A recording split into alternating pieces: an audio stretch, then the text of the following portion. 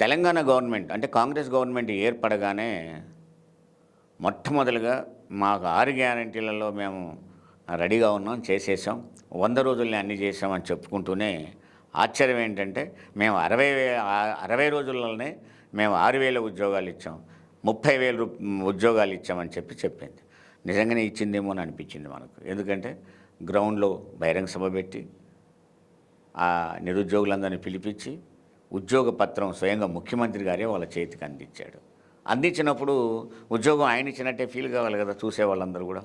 అనుకూలమైన మీడియా కూడా రేవంత్ రెడ్డి ఉద్యోగాలు ఇచ్చాడు, చూసేవారు రాగానే ఉద్యోగాలు ఇచ్చాడనే దాన్ని చూపెట్టారు.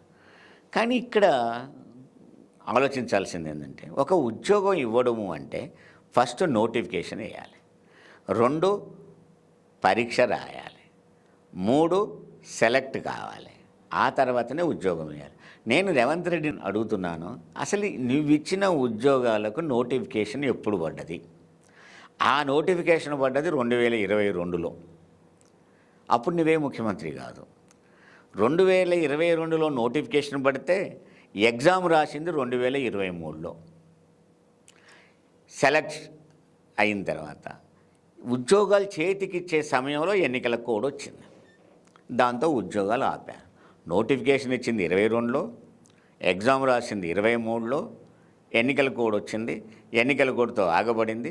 ఆ ఆగిన వాటి సెలెక్ట్ చేసిన వాటిని ఈ రేవంత్ రెడ్డి ముఖ్యమంత్రి కాగానే సర్టిఫికెట్లు ఇచ్చాడు. సర్టిఫికెట్లు ఇచ్చిన తర్వాత ఏమైపోయింది? నేనే ఉద్యోగాలు ఇచ్చినా చెప్పి రైట్, నువ్వే ఉద్యోగాలు ఇచ్చినావు, కరెక్టే. ఉద్యోగం చేసేది ఎందుకు? జీతాల కోసం, వాళ్ళు బ్రతకాలి కాబట్టి. ఉద్యోగం ఇత్తి మరి జీతాలే, శాలరీలే. నువ్వు వచ్చిన 60 రోజులనే ఉద్యోగం ఇచ్చావుగా, ఇప్పుడు నువ్వు వచ్చి 6 నెలలు అయింది కదా, మరి మాకు ఉద్యోగం వచ్చింది, మీకు మొదటి జీతం అందుకున్నామని చెప్పి ఏ ఒక్కరు ఉద్యోగం తీసుకున్నవాడు నాకు జీతం వచ్చిందని చెప్పడే. జీతాలు లేవు, జీతాలు ఇచ్చింది లేదు, ఫస్ట్ వేతనమే ఇప్పటిదాకా పడలేదు. ఇంకా కొంతమంది వాళ్ళు నువ్వు సర్టిఫికెట్ ఇచ్చినా తిరిగి ఆయా డిపార్ట్మెంట్లలో వాళ్ళు జాయిన్ కావడానికి ఆ అధికారులు కావాల్సిన ఆఫీసర్లు ఆటంకాలు పెడతా ఉన్నారు. వాళ్ళు ఇప్పటిదాకా కూడా నువ్వు ఇచ్చిన తర్వాత 3 నెలలు 4 నెలలు అయినా కూడా వాళ్ళు ఇప్పటిదాకా ఇంకా జాయిన్ కాని వాళ్ళు కూడా ఉన్నారు. అంటే నీకు ఎక్కడా బాధ్యత లేదు, పూర్తి అవగాహన లేదు, తొందర, అడావుడి. నేనేదో చేసిన, వాడికంటే ఎక్కువ చేసిన, ముందున్నోడి కంటే ఎక్కువ చేసిన, రాబోయోడు నాలాకంటే చేయలేడిగా, ఇలాంటివన్నీ నాకు తనకు తానే పొగుడుకునే ప్రయత్నం తప్ప బాధ్యతాయుతమైన ప్రయత్నం కాదు.